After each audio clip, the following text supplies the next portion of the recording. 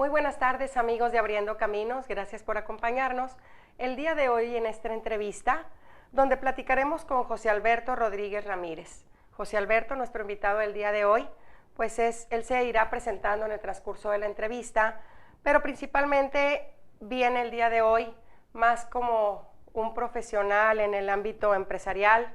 Él el día de hoy viene como una persona que se dedica a la literatura, que es escritor y ha escrito ya algunos libros. Estos son algunos de los libros de José Alberto. Y el motivo del día de esta entrevista y de nuestro interés como programa de Abriendo Caminos y como un programa que lo que trata es de llevar a la comunidad, sobre todo la del noreste de México, temas interesantes, José Alberto, es el hecho de que hayas escrito 2 libros, y nos dices que vas por más, acerca de Linares. Y casualmente en los últimos meses ha surgido este boom. No sé qué es lo que lo está provocando. Quizás que las personas de la generación de nosotros ya tienes historias que contar, ya tienes esa inquietud de dejar algo por el terruño que te vio nacer y que te dio tanto mientras crecías. Ya nos dirás tú qué fue lo que te movió a hacer esto. Pero bueno, hemos tenido algunas otras entrevistas con 2 escritoras, Malele Rodríguez, que escribió Una gota de mi sangre, Sofía Segovia, que escribió El murmullo de las abejas, y bueno, pues les presento ahora a José Alberto Rodríguez Ramírez, que escribió estos 2 libros y que próximamente publicará otro más, cada uno dentro de su estilo. El de Rodríguez es una novela, digamos, histórica, pues basada en hechos familiares y con mucho acopio histórico. La novela de Sofía es una novela totalmente, pues, sacada de su mente, ¿verdad? Pero todo se lleva a cabo en Linares. Y el giro que le da aquí José Alberto es un giro también totalmente diferente, innovador. Son libros más pequeños, como digamos cuentos de bolsillos. Se llaman Están aquí entre nosotros. Y bueno, pues agradecemos mucho, José Alberto, porque haya venido el día de hoy a esta entrevista. Gracias. Yo te agradezco, Diana, que me hayas invitado a tu programa tan escuchado. Agradezco a las personas que nos escuchan, que nos ven. Y pues es un gusto de estar aquí platicando sobre todo de linarenses y entre linarenses y para linarenses. ¿Quién sabe, José Alberto, que, bueno, yo creo que así pasa en Cadereyta, en Gualahuises, en Rayones, en Allende, en todos lados, pero tú y yo que somos de Linares, yo por adopción y pues quizás tú por nacimiento, ahorita nos dirás, no sé qué pasa con los seres humanos, que el lugar donde naces te atrapa o donde vives mucho tiempo de tu vida se va como quedando tatuado, ¿verdad? En uno. Claro que sí. Los viejos tenían una expresión que decía, siempre volvemos a donde dejamos enterrado el ombligo. Sí. Es el lugar donde nacimos. Sí, cierto, era una tradición más. ¿Sí? Sí. El lugar donde nacimos siempre nos llama. Sí. Y conforme vamos madurando, vamos valorando más y vamos regresando ahí a nuestras raíces y nos damos cuenta de todo lo que nos decían los viejos. Sí. Y de pronto yo estoy hablando con mis hijos, hablando con otra gente, y como si de pronto oigo algo que decía mi abuelo. Ya, cara, esto no lo dije yo, lo dijo mi abuelo. Sí. El abuelo, ¿verdad? Y fíjate que casualmente ahorita que dices eso, uno se transporta a los abuelos, como que el papá es todavía muy cercano. Sí. Y entonces yo estuve leyendo estos libros que me hiciste el favor de pasarme para esta entrevista y que también los tienen en venta en las librerías y ahí en el Museo de Linares, Así ¿verdad? Es. Y pues tú, en los cuentos aquí y en el prólogo inclusive en algún momento hablas de que todavía recuerdas todo lo que tu abuelo te contaba. Igual pasó con las otras 2 escritoras que acabamos de entrevistar. El abuelo. El abuelo juega un papel muy importante en la vida de los seres humanos, ¿verdad? Claro, porque el papá es el que te protege, el que te alimenta, el que te da la casa. Y te tiene que educar. Claro. Sí. Y el abuelo es el que te platica la historia y el que te dice, fíjate cuando yo era niño, y cuando eres pequeño dices, ay, mi abuelito ya se le van las cabras. Pero después cuando vas creciendo dices, ¿qué razón tenía mi abuelo? Y te vas acordando, que ¿verdad? Mi abuelo decía esto y mi abuelo decía Sí. esto otro. Sí. Y los abuelos cumplen esa función de transmitir la tradición, de transmitir las historias, de transmitir los dichos. Sí. Y algún día nosotros seremos abuelos. Claro, Y estaremos platicándole a nuestros nietos. Es muy importante la gente que nos ve y la gente que nos escucha, que transmita esas tradiciones. A veces en el día a día se nos va con una rapidez que se nos olvidan esos momentos de estar con los hijos o con los nietos pasando estas tradiciones. En algún momento, José Alberto, del prólogo de Están aquí entre nosotros, tú pones, porque estos libros tienen una peculiaridad que a mí me parece muy interesante. aparte de tener narraciones, cada uno 3 cuentos cortos o leyendas o como tú les llames, tienen apéndices. Y entonces tú pones aquí que la particularidad de esto es que están documentados con documentos, valga la redundancia, históricos. Así es. Es que a veces se nos olvida y creemos que las leyendas son inventadas, que los mitos surgieron así nada más, pero muchas veces son historias reales, que estuvieron ahí, de ellas queda huella en los documentos de los archivos históricos, en este caso Archivo Histórico de Monterrey, Archivo Histórico del Estado, el Archivo Histórico de Linares, Sí. los libros parroquiales, y cuando uno se da la curiosidad y empieza a leer, dices, oye, esta historia a mí me la contó mi abuelo, a mí me la contó mi tío. Y vienen iguales cuando lees una, porque cuando se pasa una historia de boca en boca por varias generaciones, va cambiando. Ahora que, bueno, para acabar nada más con el tema anterior, cuando tú dices, esto está documentado en archivos históricos, también dices, hoy en día ya no se da la misma interacción entre abuelos y nietos. Así es. Y entonces, te soy sincera, yo pensé, pues muchas veces cuando papá y mamá trabajan, pues quien los cuida son los abuelitos, pero quizá no es la misma interacción que antes, que la abuelita estaba viendo la tele con los nietecitos y tenía tiempo, ¿verdad? Así es, o incluso hoy se da mucho por necesidades de la misma situación que de pronto dejas al hijo en la guardería. Y entonces no es el abuelo que cuida, lo cuida en la guardería. Sí. Está muy bien atendido, tiene médicos, pedagogos, pero no tiene el abuelito que le platica, no tiene el abuelito que le dice, fíjate que cuando tu papá estaba chiquito hacía esto, fíjate que, o sea, eso se ha ido separando un poco, ¿no? Y a veces uno piensa, están chiquitos, tienen 4 o 5 años, no lo van a recordar, son como una esponjita, ¿verdad? Ahí se van tejiendo las costumbres, las tradiciones, los valores, sobre todo. Es como te comentaba, de pronto yo digo cosas y después que me oigo, cuando yo me oigo a mí mismo, Dices, oigo la voz de mi abuelo, oigo la voz de mi abuela, que era lo que decía. Dices, ¿en qué momento fue? O sea, no lo sé, no sé en qué momento fue. Sí. Pero se quedó ahí. Sí, se quedó ahí y bueno, ahora te toca a ti transmitirlo. Platícanos quién es José Alberto Rodríguez Ramírez, Bueno, de dónde eres, eres tú, pero Sí, claro. Más o menos un poquito de tu trayectoria en Linares, porque sé que ahorita ya estás radicando en la ciudad de Monterrey, pero ¿cuáles son tus raíces, José Alberto? Yo nací en Linares, Ajá. nací ahí por la Madero, entre, que es Aquiles Cerdán y Díaz Mirón. Ajá. Ahí nací. Aquiles Cerdán y Díaz Mirón, cerquita por donde estaba Madero. la ferretera, Así ahí es. por Protasio Rodríguez. Media cuadra antes de la Piedra. Ok, ok. Todos los de Linares sabemos Sí. quién es Lupe la Piedra, ¿no? Claro, sí. Entonces, ahí media cuadra antes, por Madero, ahí es donde yo nací. Sí. Ahí viví los primeros 6 años de mi vida. ¿En qué décadas? Ya nos llevamos Dinos la así. edad, pero es que para ubicarnos, porque a lo mejor Yo nací en 1958. 58. Octubre Bueno, del es que 58.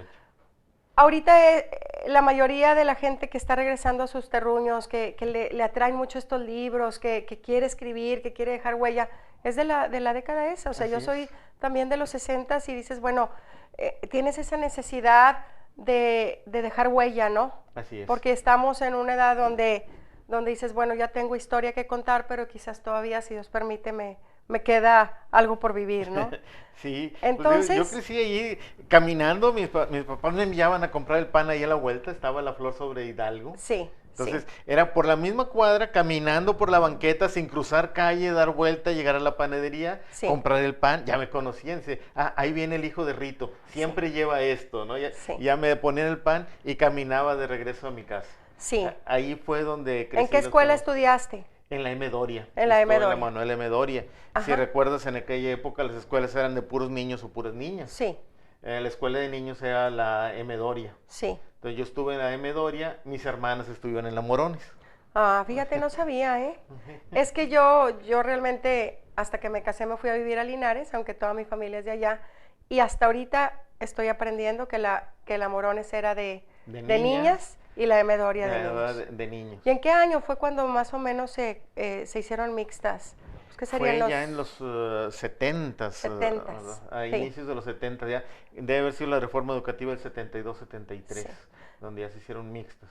¿Y qué recuerdas acerca de las tradiciones de Linares? Aparte, bueno, porque fíjate, por ejemplo, si uno habla con personas mayores de edad, de las décadas de los 30, 40, 50, tienen unos recuerdos totalmente diferentes. Cuando iban por la leche, cuando iban al molino, los tuyos son, ya vas por el pan, ya te vas a la escuela, o sea, son quizás recuerdos un poco diferentes, ¿no? Así es. Aunque mi abuela, mi madre era la más pequeña de la familia de mi abuela. Ajá. Entonces mi abuela nació en 1891 y vivía cruzando la calle porque después de ahí de Madero, mi papá compró una casa acá sobre Aquiles Cerdán, Sí. entre 20 de noviembre y Emiliano Zapata. Sí, cerquita, pero Cerquita, más pero, lejecitos. pero ahí.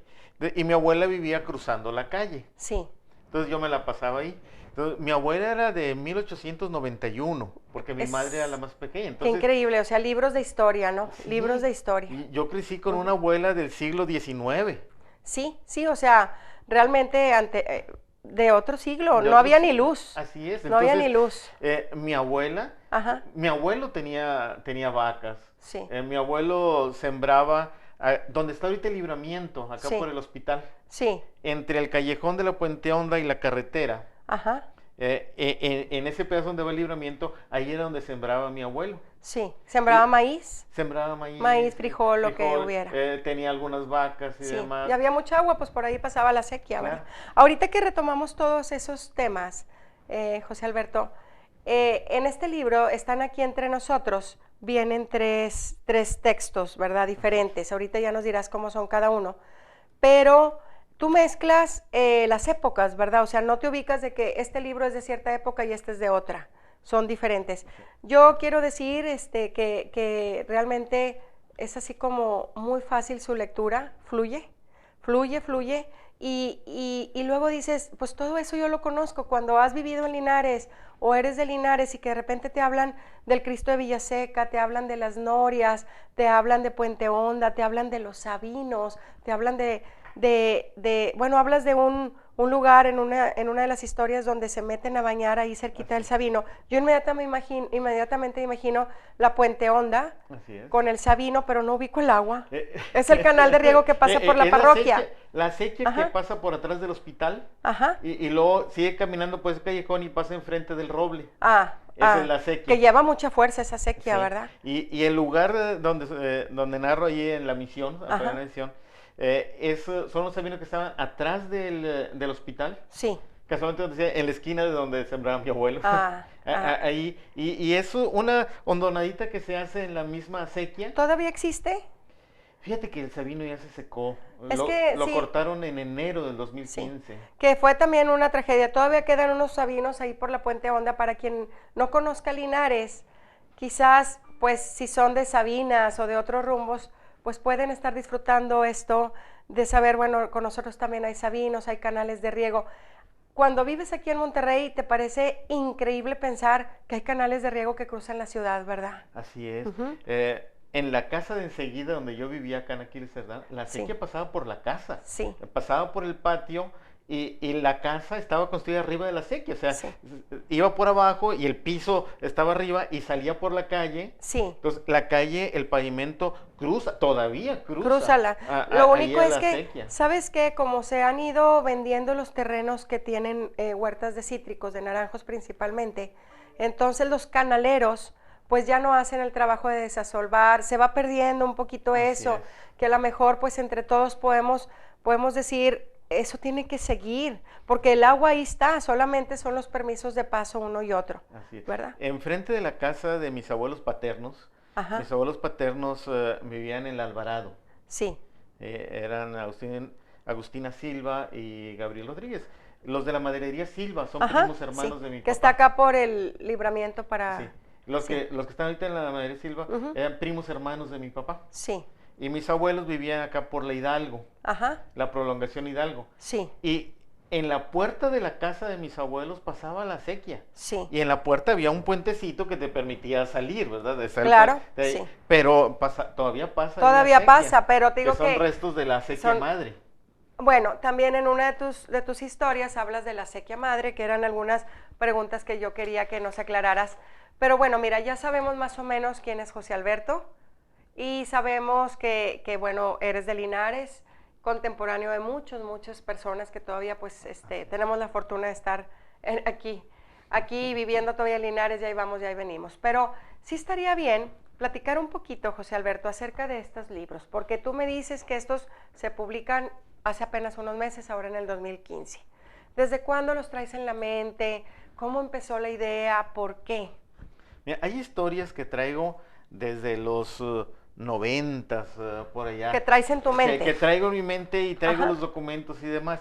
Pero pronto el trabajo te atrapa, ¿no? Sí. Y entonces mi trabajo en la iniciativa privada, después mi trabajo en el sector público, no me dejaba tiempo de escribirlas. Hice algunas publicaciones, pero más relacionadas con mi trabajo. Por ejemplo, la publicación anterior de esta se llama 185 años de organismos electorales en Nuevo León. Porque estabas en la comisión estatal. La comisión estatal. Entonces, hacía mis escritos con otro giro. Sí. Y entonces, sí. estas cosas que son más entrañables, más queridas, se iban guardando, se iban guardando. Sí. Dije, bueno, las voy a sacar. Sí. Y entonces empiezo a decir, bueno, ¿qué hago? ¿Hago un libro? ¿Hago varios? ¿Cómo? Y finalmente, después de mucho pensar, decidí, bueno, en lugar de hacer un libro que salga caro, voy a dividirlo en rebanaditas, que sean baratas, accesibles, que la gente lo pueda comprar y si le gusta el primero, que compre el segundo. ¿Pero por qué? ¿Por qué esa inquietud? ¿Qué te mueve a escribir están aquí entre nosotros? Porque esto tiene una doble connotación. Están aquí entre nosotros puede sonar así como de miedo, pero también puede sonar a que no lo olvides, tenemos tradiciones y tenemos costumbres. En realidad, en los escritos siempre trato de mantener 2 o 3 líneas al mismo tiempo, así como capas superpuestas, ¿no? Por un lado está la línea de misterio, que es la que te dan las leyendas y demás. Sí. Pero por otro lado, la línea de las tradiciones que tenemos y que no se han muerto.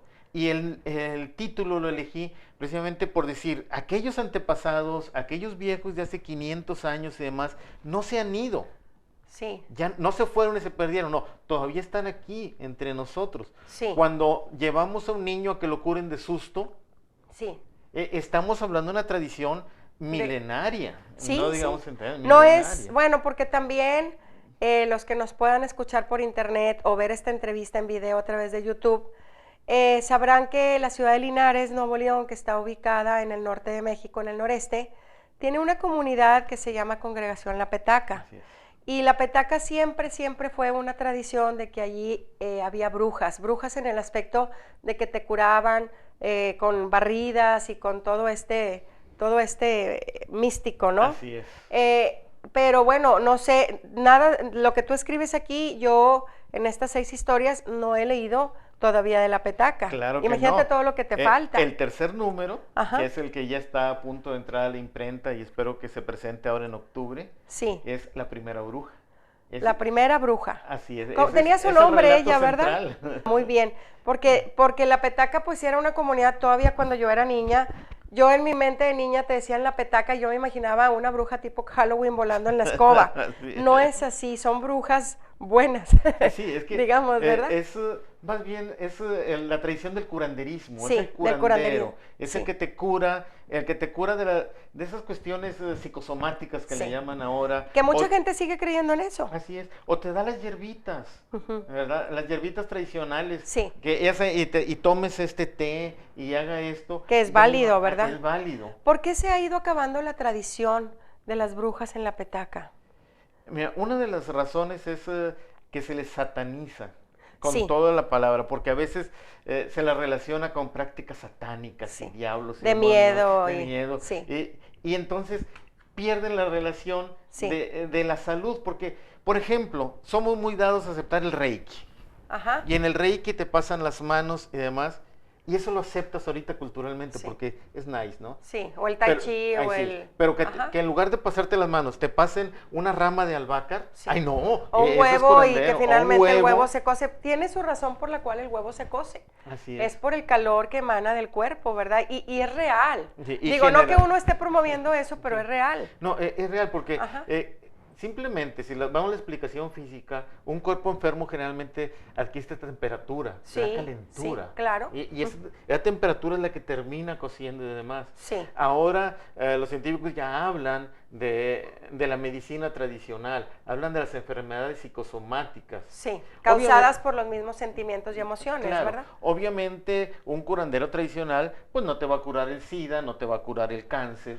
Ajá. ¿verdad? Porque es la ciencia la que, precisamente el avance que ha tenido. Sí. Pero aquellas enfermedades de el empacho, el susto y demás, incluso que hemos tendido como a despreciar un Sí. poco, Cuando ¿no? te hacen mal de ojo y todo eso. Pero Así bueno, es. el tema que nos atañe, José Alberto, son estos dos libros.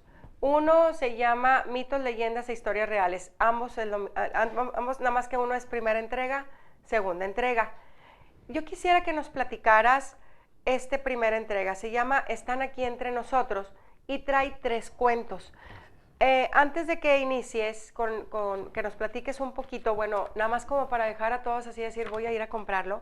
eh, yo pienso que estos 3 cuentos, de algún modo, nos vamos, cada quien se va imaginando lo maravilloso que tiene la lectura, y entonces nos mandas a la Puente Honda, y nos mandas a Villaseca, y luego nos mandas al Sabino, y nos vamos imaginando todo esto muy bonito. ¿Cuáles son, en qué fechas están ubicados? Cuéntanos de esta primera entrega. El primer cuento es La Manda. La Manda. Y se llama así porque el tema central es la tradición de que cuando tienes una enfermedad muy grave o tienes un problema muy grave, le pides al Cristo, le pides al Santo y le dices, ayúdame, sácame de esta. Sí. Y si tú haces esto, yo voy y te rezo un credo, voy y te llevo una veladora y demás. Ajá. En este caso, la historia de La Manda es acerca de un abuelo en que por enfermedad de los nietos hace una manda. Una promesa, ¿verdad? Una Viene promesa, siendo la manda. Una promesa. Ajá, en sí. este caso, al Señor de la Misericordia. Ajá.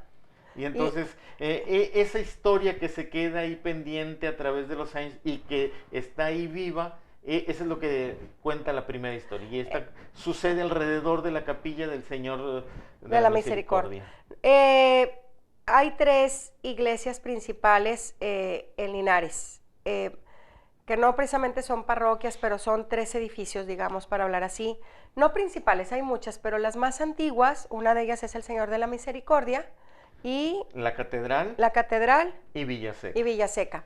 Y de hecho tienes también cuentos acerca de Villaseca, porque Así el Cristo es. de Villaseca también es un icono para Linares, ¿verdad? Sí, el segundo cuento de la misión es acerca de la historia, las leyendas Sí. de el Cristo de Villaseca. Sí. Para los no linarenses, Villaseca está del otro lado del río de Linares. Sí.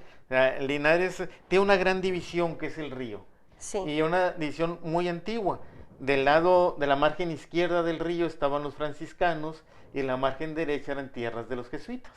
Fíjate. Entonces, Y traen muy dos diferentes tradiciones. en su manera de sentir, de actuar y de pensar, Así es. ¿verdad? Incluso de Linares todavía decimos, no, él no es de Linares, es de Villaseca. Sí, ¿Alguien entonces, llega a de ver, los fuera? franciscanos estaban hacia acá para, digamos, para el Señor de la Misericordia, Así es. para el Colegio Modelo, todo esto. En la catedral. En la catedral. Gualahuises. ¿Y cómo podía ser que estuvieran juntas 2 órdenes tan diferentes y antagónicas entre ellas? Pues estaban juntas pero no revueltas. Y luego hubo un tiempo en que los jesuitas se fueron, ¿verdad? Sí, fueron expulsados. Ajá, de los fueron jesuitas. expulsados. Ese es el tema de la tercera historia, de la primera bruja. Sí. O sea, que también es el mismo título, pero Sí. es tercera entrega. Y en este caso, parte de lo que narro es que no era tan fácil convivir esas dos órdenes, Sí. ¿verdad? Los franciscanos son como más piadosos, más evangelizadores, y los jesuitas son más de estudio. Y más de trabajo. De hecho, si revisamos a nivel nacional, los lugares donde estuvieron los jesuitas se conserva la música de fuertes raíces indígenas. Sí, porque ellos eran más tradicionalistas. Así es A que- lo mejor por eso Villaseca es como es, Y ¿verdad? por eso tenemos todavía tambora Ajá. Villaseca, la tambora de Villaseca. Sí. La tambora y clarinete Sí. se da en la región donde estaban los jesuitas, que es Villaseca, la Hacienda de Guadalupe, Burgos, San Carlos. Esa zona, Sí. que era donde tenían que ser los jesuitas, ahí es donde se conserva esa música que tiene fuertes raíces indígenas. Sí, es que los jesuitas iban provocando mucho pues la cultura de las artes, ¿verdad? Así es. De la lectura, de la música, pero fíjate que ahorita que lo dices, sí llama la atención que Villaseca es Villaseca y seguirá siendo Villaseca. No se mezcla, tiene su propia historia, su Cristo, sus tradiciones, su feria, tiene muchas cosas, ¿verdad? Así es. Y si comparamos, por ejemplo, la antigua tradición de Linares, la feria de Linares que se Ajá. hacía en febrero, Sí, era una feria más citadina. Sí. ¿sí? Donde venían juegos mecánicos y demás. En la feria de Villaseca era más indígena. Ajá. Las danzas, los juegos. Si quieres, ahorita podemos Sí. platicar. Muy bien, venían.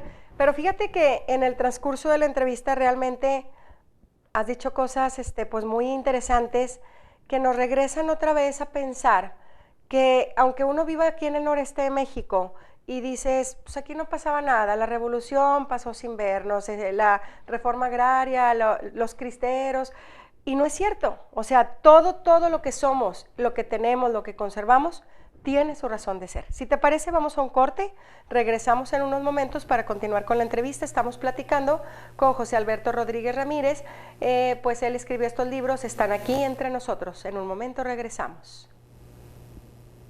Muy bien, amigos, regresamos a su programa Abriendo Caminos. El día de hoy, que bueno, estamos en esta temporada de fiestas mexicanas, donde las tradiciones, las costumbres, sobre todo los que vivimos en, bueno, no en grandes ciudades, sino en comunidades un poco más pequeñas, todavía se conservan mucho. Estamos platicando con José Alberto Rodríguez Ramírez. Él es autor de estos dos libros que se llaman Están aquí entre nosotros. Primera entrega, segunda entrega, y próximamente va por la tercera entrega. José Alberto, así sin más preámbulo, ya tenemos el primer segmento. Nos decías que esta primera entrega incluye 3 historias. ¿Nos puedes volver a decir cuáles son las historias? Y es La Manda. La Manda. Que sucede alrededor del Señor de la Misericordia. Ajá. La segunda es La Misión, que es alrededor del Cristo de Villaseca y las tradiciones de Villaseca, los juegos de a caballo y demás. Y el tercero se llama La Noria, y eso ocurre en el centro de la villa de San Felipe en aquel tiempo, o sea, esos primeros años de la villa, y ocurre alrededor de la catedral, los curas de la catedral, y la visita de un gran evangelizador de América que no hemos rescatado en Linares, que es Fray Antonio Margil de Jesús. Fray Antonio Margil de Jesús. ¿Él es un evangelizador de qué orden? Franciscano. Franciscano. Aquí en Monterrey ustedes pueden, cuando vengan a Monterrey o cuando vayan a Monterrey, en la esquina de la iglesia de la Purísima, ahí hay una estatua a Fray Antonio Margil de Jesús. Ok, ¿y qué hizo él? Él era evangelizador y se dedicaba a ir caminando de pueblo en pueblo, fundaba conventos y buscaba evangelizar a los indígenas. ¿En qué años estamos hablando? Estamos hablando como de 1707 a 1718 por ahí. Para que te des una idea, recorrió a pie desde Tegucigalpa en Honduras hasta San Antonio de Béjar en Texas. Wow, a pie. A pie. Y en tiempos donde pues no había hielo para guardar la comida, no había nada, o sea, yo creo que cazaban, casi eran nómadas, ¿no? Sí. Y se iban en comunidad en comunidad. Y en ese peregrinar pasó por Linares. Sí. Y estuvo en Linares. En Linares se funda en 1713. Aquí estas 3 historias de las que tú hablas, que son La Manda, ¿cómo se llama la otra? La Misión. La Misión y La Noria. Me llaman la atención así varias cosas. Por ejemplo, en La Manda hablas de jinetes, hablas de persecuciones, de gente que se va a vivir al monte para que no lo agarren. ¿En qué época te ubicas ahí en La Manda? La Manda cuenta una historia que sucede más o menos en 1700. No es La Manda, es La Misión, perdón, sí me confundí. Sí, La Manda ocurre al inicio de las haciendas. Sí. La Misión ocurre antes incluso de la fundación de Linares. Sí. Cuando apenas se estaba estableciendo Gualahuises, cuando se estaban estableciendo haciendas, donde después se fundó Linares, y los indígenas que estaban ahí en la región eran los Gualahuises. Sí. Fíjate, siempre, bueno, Gualahuises y come pescados, eso es lo que te enseñaban, ¿verdad? Aquí estás hablando de Gualahuises. Estoy hablando de los Gualahuises, que merodeaban o andaban por toda la región entre Montemorelos, Galeana, Linares, toda esa zona estaban los Gualahuises. ¿Aquí no teníamos chichimecas? Eran más rebeldes, ¿no? Chichimecas es una palabra genérica. Ok, y ahí incluye a todos. Decimos los chilangos, y chilangos son de Saltillo para allá. Ya. Ellos decían chichimecas. Los del norte. Son de Querétaro para allá. Sí, ok. Entonces, era el nombre genérico. Sí. Entonces, así como nosotros de pronto decimos son chilangos, y en realidad son de Puebla o de Cuernavaca o de no sé. Sí, son de allá. Ellos decían chichimecas, Okay. ellos son del norte. Sí. Y dentro de estos chichimecas había naciones, esa es la palabra que utilizan, que serían parecido como a las tribus que llaman en Estados Unidos, Sí, ¿no? sí. Entonces, esas diferentes naciones tenían diferentes lenguajes. Ajá. Algunas de ellas se entendían entre sí porque tenían lenguajes parecidos, otras Sí. tenían lenguajes diferentes. Sí. En el caso de los gualahuises, hablaban el uto azteca, Fíjate que nada es más. un previo al náhuatl. Uto. Uto Así, azteca. UTO. UTO-azteca. Ajá. ¿Y qué querrá decir Uto? Previo a. Previo anterior. a náhuatl. Sí. Pero tenía raíces Era náhuatl. muy parecido al náhuatl. Ah. De hecho, gracias a eso hemos encontrado referencias. Gualahuis significa vengan todos aquí. Ah. Es wala, huis. Wala es venir, es el verbo ir, venir. Sí, Y vengan huis todos aquí. es todos aquí. Ajá, Entonces, mira. gualahuis era vengan todos aquí. Sí. Y como ellos veían así, la gente decían, vengan todos para acá, vengan todos aquí. Sí. Entonces, los españoles oían gualahuis, gualahuis. Sí. Entonces, pues decían, son los gualahuises. Ah, fíjate, y así se fue quedando. Bueno, realmente has dicho muchas cosas que no sabía. Y bueno, por ejemplo, aquí tienes estas tres historias, la Manda, la Admisión y la Noria. La Noria, que es una historia que está en este tu primer ejemplar, en lo particular así como me atrapó. Todas están atrapables, pero atrapantes más bien, pero la Noria me gustó mucho, te voy a decir por qué. Se desarrolla, me dices, en 1715. Así es. Para que nos demos una idea, Linares se funda en 1713. 1712. 12, ok. El 10 de abril de 1712. 3 años después se escribe, bueno, se lleva a cabo este relato de la Noria. Pero, por ejemplo, aquí hablas de una división de castas tremenda. O sea, había esclavos, había plebeyos, había mestizos. Unos usaban, las mujeres, cada quien se vestía de acuerdo a su condición, que bueno, eso siempre ha sido. Pero dices, demasiado marcado. Cuéntanos un poquito cómo era en estos primeros tiempos. Sí, mira, la historia de las castas en Linares es Ajá. una historia, en general en Nuevo León, por lo menos en el sur de Nuevo León, es muy larga. Sí. O sea, te puedo decir por parte de mi padre, algunos de mis bisabuelos todavía en el bautizo le ponen español.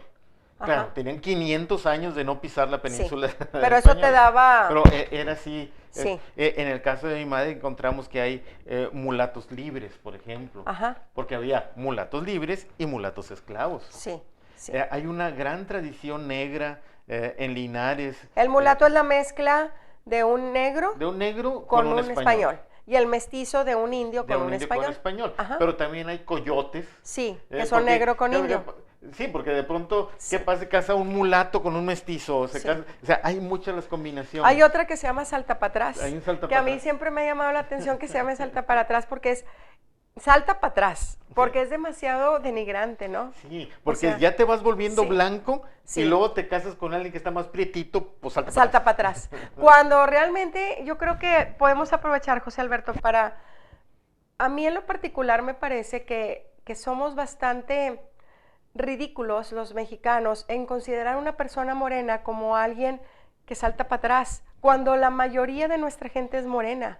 Y desde allá viene, porque Así los es. indios, bueno, eran los conquistados, ¿verdad? Hubo alguien por ahí que se quejaba del padre Pedro Gómez Danés, el Ajá. padre Perico. Sí. Él hizo un estudio acerca de negros y mulatos en el Nuevo Reino y Sí. específicamente también en la zona de Linares, Gualahuises, Ujú. y demuestra que una gran cantidad de la población inicial eran negros ¿Y de dónde venían los negros? de África. Pero no ya sé, pero No, ¿por qué los traían no, de África? Literalmente, porque mira, los primeros, los Carvajales, los de Montemayor, Ajá. se dedicaban a traficar negros de Cabo Verde hacia acá. Sí. Y tenía una particularidad, ellos Ujú. sabían cultivar la caña de azúcar. Y aquí se cultivaba, pero realmente ahorita casi no tenemos población negra.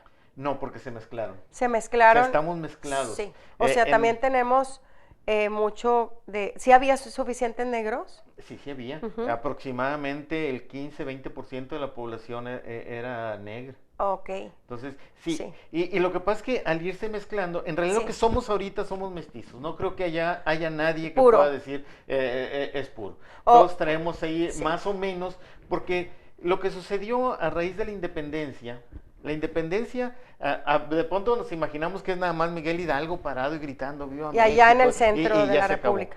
Pero trajo algo muy importante, abolió las castas. Sí.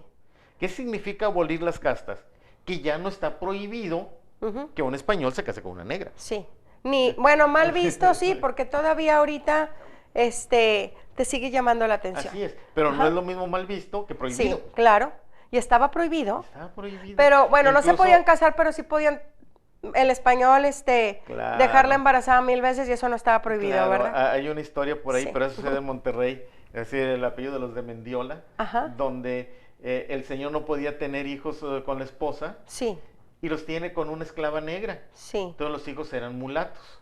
Y él les daba trato y los declara libres y todo. El problema viene cuando muere el señor, Sí. porque a ellos no les quieren dar la herencia. Pues no, porque pues ser negro en ese tiempo era casi prohibido, Así ¿no? es, entonces los sobrinos de él Ajá. se quedan con la herencia y dejan a los hijos mulatos, Ujú. pues otra vez en la calle, ¿no? Uno podría pensar que esas historias son de Estados Unidos, ¿verdad?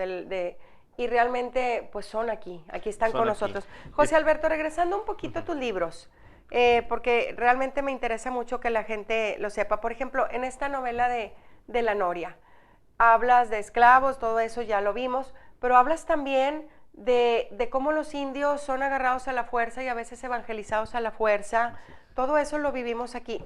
¿De dónde sacas tú estas historias que nos cuentas en estos libros? Están en documentos, en el particular el primero trae mucha documentación que está en el Archivo Histórico de Monterrey.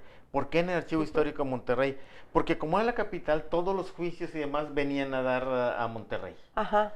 Entonces, cuando se establecía un juicio, una causa criminal y demás, el documento se quedaba aquí en Monterrey. Ajá. Si tú escarbas ahí en el Archivo Histórico de Monterrey, te vas a encontrar documentos de Linares, de Cerralbo, de Sabinas, de todos lados, ¿no? Porque fíjate que, por ejemplo, también muchos documentos, más bien en aquel tiempo también los guardaba las iglesias, ¿no? Sí, Eran los que en llevaban el control del registro Sí. civil. En el caso de las iglesias y en el caso de Linares lo tenemos los libros de bautizos, de defunciones, de matrimonios, y ahí te cuentan, cuando tú cruzas una con otra, puedes completar la historia, Sí. porque unos te dicen una y te dicen otra. Sí. Por ejemplo, en algunos casos te cuentan que fulanito de tal lo enterré aquí porque murió a causa de un ataque de indios que se dio en la zona de la Petaca. Qué increíble, ¿verdad? Y lo encuentras ahí en las defunciones de Linares. Sí. Entonces, ¿Eso lo encuentras en qué parte? ¿Dónde particularmente? en los libros parroquiales. ¿Y dónde están? ¿Dónde están? ¿En la catedral? parroquia. Están en la parroquia. Y en cualquiera, Sagrado Corazón. en Sagrado Corazón. Ahí están guardados los libros. Ahí están guardados. Oye, ¿y quién los resguarda? En el caso de los libros parroquiales los resguarda la misma iglesia. El párroco, parte de su función es llevar los libros equivalentes actuales Ajá. y resguardar los anteriores. En algunos casos, por convenios, por ejemplo, los ceden a museos. En el Ajá. Museo de Linares pueden encontrar el Algunos libro de libros. gobierno de Sí. 1755, por ahí, Sí. que esté exhibido para que la gente pueda ir a verlo ahí cómo son. Sí. ¿No? Se lo encuentran en el Museo de Linares. ajá. Otros están guardados en la parroquia. Te y pregunto todo eso. esto porque un libro, si estamos hablando de 1700 más o menos, pues se van deshaciendo, ¿no? Y si les da la luz y el polvo, realmente los tenemos bien resguardados. ¿Cómo encontraste tú todo nuestro acervo? En el caso del Archivo Histórico de Monterrey, Ajá. está muy bien resguardado, no te dejan tocarlos con las manos, tienes Sí. que usar guantes, Sí. tienes que ponerte Tapaboca. Ajá. porque usan tanto que te contaminan de allá acá, que de pronto guardan hongos o cosas así, y los puedes aspirar, como al revés, que tú traes en tu respiración Sí. algo y lo dejas en el papel, Sí. que lo puede dañar. Y la luz también los Y la daña luz, bastante, ¿verdad? Exacto, entonces tienen luz controlada. Si quieres puedes tomarle foto para después leerlo en tu casa, pero sin flash. O sea, sí están muy bien cuidados. En el caso de las parroquias en general, la de Linares, puedo hablar de la de Montemorelos y demás, generalmente los tienen guardados en un estante cerrado, con vidrio, envueltos muy bien resguardados. Sí. Y para consultarlos, pues hay que pedir permiso al párroco y demás, porque tampoco los puedo poner ahí para que todo el mundo los agarre. Sí. Terminarían hechos pedazos, Claro, ¿no? y todo eso tú hiciste, pediste Claro. permiso y acudiste a esto.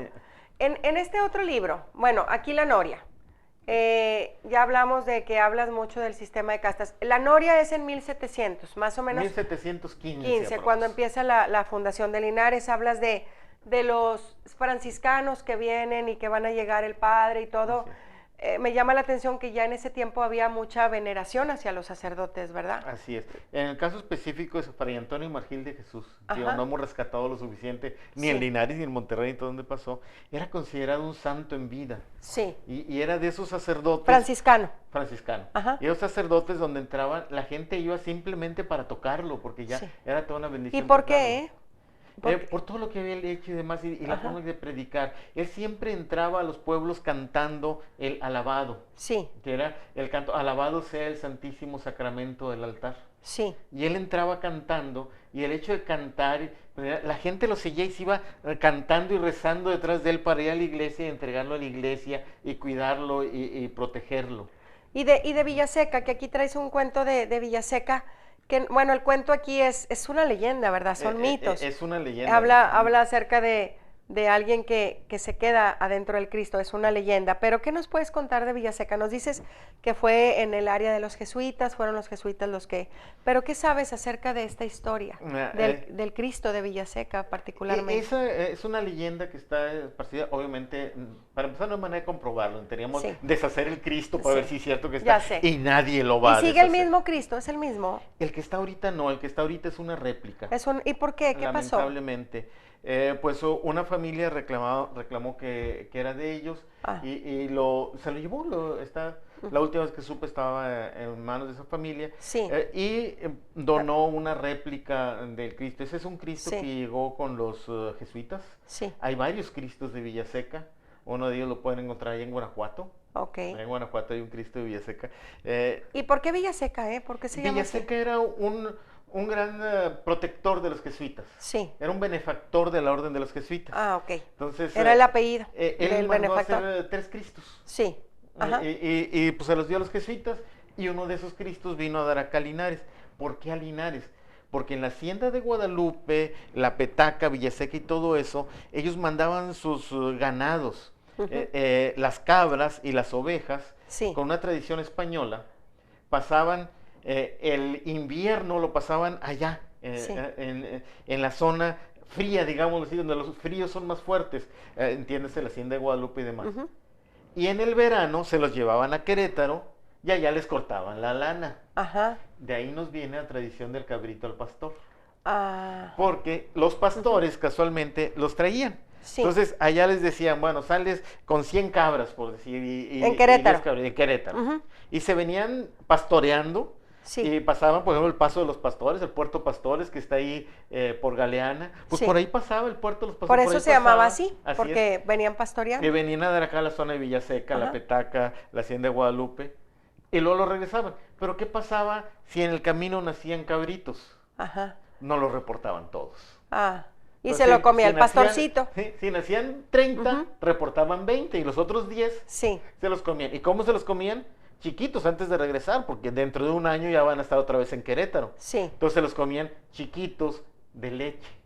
Entonces por eso el cabrito tiene que ser en un palo atravesado así en la lumbre, porque iban por el monte, ¿verdad? Iban por el monte y ahí lo ponían y ahí estaba. Fíjate, todo lo que hacemos y todo lo que vamos viviendo tiene una razón de ser.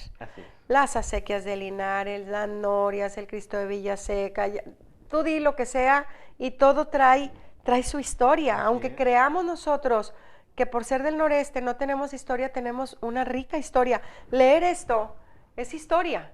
Ahora, algo de aquí viene de, o sea, tú dices, bueno, yo voy a escribir el cuento de la leyenda de la noria. ¿La encontraste en el archivo histórico? ¿Viene documentada o fue algo que recuerdas de tu niñez y de ahí la desarrollaste? Yo viví en una casa, bueno, yo no, mis abuelos maternos, una casa donde había una noria donde decían que se aparecía una mujer. Y de ahí, ¿y buscaste la historia? Y busqué la historia, entonces me encuentro la historia de esta mujer que es la que narro. Y está bellísima la historia, de verdad es de esas que te deja así. Yo la acabé de leer y dije, qué buena historia. Es la historia de una mujer donde incluso se da el choque cultural, que es parte. ¿Por qué? Porque en ellas, en esas épocas, esas tribus, esas naciones que vivían aquí, era normal que una mujer tuviera 2 esposos. Más sin embargo, para los españoles era pecado que una mujer era adulterio. Porque realmente, bueno, lo normal puede ser a lo mejor en algún momento que un hombre pueda tener varias mujeres, pero aquí hablas de una indígena de alguna etnia que está difícil de Que pronunciar. son espinas de pescado en la traducción. Pero Que son de...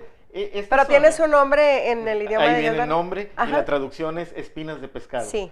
Que eran los que vivían ahí por el Pretil, ahí en Linares, ahí hay Ajá. como una ciénaga, como un laguito donde se da sobre todo mucho bagre. Ajá. Entonces, Sí. las tribus que estaban ahí vivían alrededor de ese laguito, de esa ciénaga, ahí está por el Pretil, pueden ir a Sí. verlo.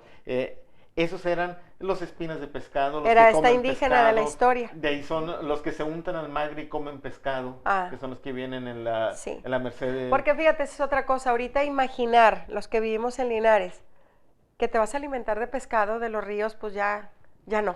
No. Eso es también ya historia, ¿verdad? Casi Así leyendas. Es. E incluso, esa leyenda nos hace incluso, y enseñamos un pescadote grandote aquí en la casa. Sí. Pero eran bagres, o sea, Sí. Cuando yo era niño todavía había bagres como de este tamaño, Sí. Que se daban en el río, y era sobre todo bagre, y el bagre Sí. es buenísimo para hacer caldo, por Sí. ejemplo. Y ella tenía 2 esposos, que bueno, lo interesante de estos libros es que todo está documentado, o sea, realmente Así es. son leyendas, pero en cierto modo tú fuiste y las documentaste con el año, con la época, porque hablas de cuando entra el nuevo sacerdote al pueblo, cada quien cómo se cubría la cabeza dependiendo de su estrato socioeconómico. Y es que digo, cuando ves el documento histórico, y tú andas así con... Yo empecé haciendo mi árbol genealógico. Ajá. Y pues te vas a buscar los documentos, Sí. ¿no? Pero cuando empiezas a leer dices, a ver, espérame, esto era lo que me platicaban, es lo mismo. Sí. Pequeñas variantes, no exactamente igual, ¿verdad? Ajá. Pero tú dices, esto es lo que me contaban. Oye, es que mi abuelo me contaba de que un viejito que cuando lo rodearon para pescarlo los soldados se convirtió en tecolote y pasó volando por encima de los soldados. Que eso me lo contaba mi abuelo, Sí. como esas historias de susto que contaban en la noche. Y cuando las documentas y luego hay te algo. encuentras un libro de 1720 donde alguien dice, sí, y me contaron de un indio que estaba y que cuando lo rodearon salió volando, como vos dices, es lo mismo que me contaba mi abuelo. Y resulta que lo encuentras. Nos queda poco tiempo. Sí. Yo quisiera, José Alberto, en esta segunda entrega, que les llamas entrega, no tomo ni número, segunda entrega. ¿Entrega a quién? A nosotros los que los queramos leer. Aquí hablas, aquí la portada está un chupacabras, como, bueno, ¿quién te hizo los dibujos? Son diferentes. En el primero son en ambos, mezclo dibujos de 1600, de 1700 con dibujos actuales. En el primero trabajó Sidney Salazar, que es egresado de psicología y tiene 23 años. Ajá. En este segundo trabajó Celso Caballero, que es de Linares, es maestro, tiene 26 años, debe tener Celso, y él es ellos el fueron que me hizo haciendo las ilustraciones. Porque mira, yo la verdad, así te soy sincera, cuando empezamos con cuando veo el chupacabras, pues yo me acuerdo de mi época viviendo ahora en Linares, en los 90s, a principios de los 90s, pues que andaba el chupacabras comiéndose borreguitos, Así ¿verdad?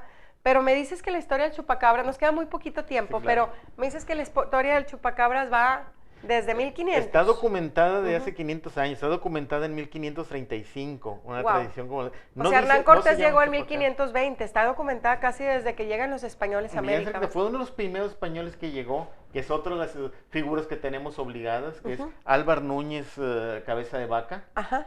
Él naufragó, cayó en las costas de Texas y salió caminando, y caminando fue a dar hasta Culiacán. Wow.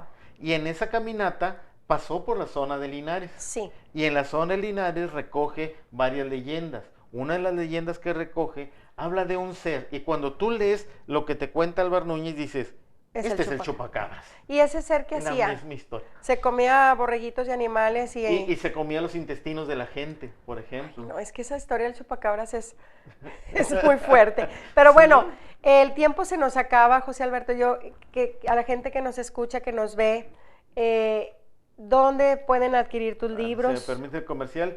Se venden en el Museo de Linares. Ajá. Y en la librería Kenis, que está en Niños Héroes y Zaragoza. Niños Héroes y Zaragoza, y en el Museo de Linares. Y el museo que está enfrente de la plaza son 30 pesos cada... 30 pesos. Cada fascículo. Pues realmente no es nada. Es que no es nada. La idea de hacerlos de este grosor Sí. es precisamente que estén el precio de un cómic. Sí. Lo que te cuesta comprar Superman, comprar Batman, comprar uno de esos. ¿Y eres escritor independiente? Sí. Sí. Hemos decidido irnos por...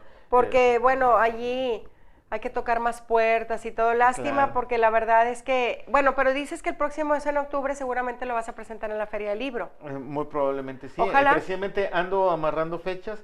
Lo que pasa es que pronto se encuentra con cosas. Por ejemplo, para la venta de estos, próximamente deben estar a la venta en el Museo de Historia Mexicana, Sí. aquí. Pero Sí. pues de pronto, ahorita estoy atrapado en la parte de burocracia, que la Sí. firma del convenio, no sé qué. Entonces, No, es más hombre. lento. Es más ese el lento, tristemente, problema. pero vamos a conseguirlos nosotros en el Museo de Linares, en la revistería Kenny. Realmente, Sí. Abriendo Caminos no le queda nada de promocionar los libros de José Alberto. Es solamente el afán de irnos empapando todos nosotros de las tradiciones y de las costumbres de nuestros pueblos. Linares tiene sus tradiciones, todo el noreste de México lo tiene, y en la medida que leamos y en la medida que nos documentemos, vamos a poder pasar eso a las futuras generaciones. José Alberto, ¿algo más que quieras añadir? Pues agradecerte este espacio, agradecer a la gente que nos escucha, tu auditorio, que es muy amplio, que nos escucha, ahora nos ve también a través de este video, y pues invitarlos a que conserven sus tradiciones, a que las platiquen. Les invito a que lean mis libros. No me voy a hacer millonario vendiendo estos libros. No, de 30 pero pesos, felicidades. créeme. De verdad Pero te entretienes, ¿eh? La idea es y lo platiquen. Porque de pronto hay gente que dice, oye, te faltó decir esto, oye, Sí. ¿por qué no cuentas esta otra historia? Y Y así es como se hace. Ay, no, y leer acerca de Linares, pues te lo vas imaginando muy padre. Bueno, José Alberto, muchas gracias. Nada más, ¿alguna página en Facebook, alguna página web donde te puedan contactar? Bueno, tenemos una página que se llama así como el libro, Ajá. están aquí entre nosotros, Sí. que es dedicada específicamente al libro. Tenemos un grupo de Facebook que se llama Linares 300. Linares 300 con número, 300. Linares espacio 300 En Facebook. en Facebook, Ajá. que ahí ya, pues ya son más de 5,000, ya vamos Wow. por 6,000. Vamos a unirnos para sacar adelante cada quien dentro de su comunidad. No, hombre, hay otra escritora que de Escobedo, o sea, ir haciendo, nosotros tenemos lo nuestro. Claro. Se nos acabó el tiempo. Linares 300 en Facebook, estas en el Museo de Linares están en venta, 30 pesos cada uno.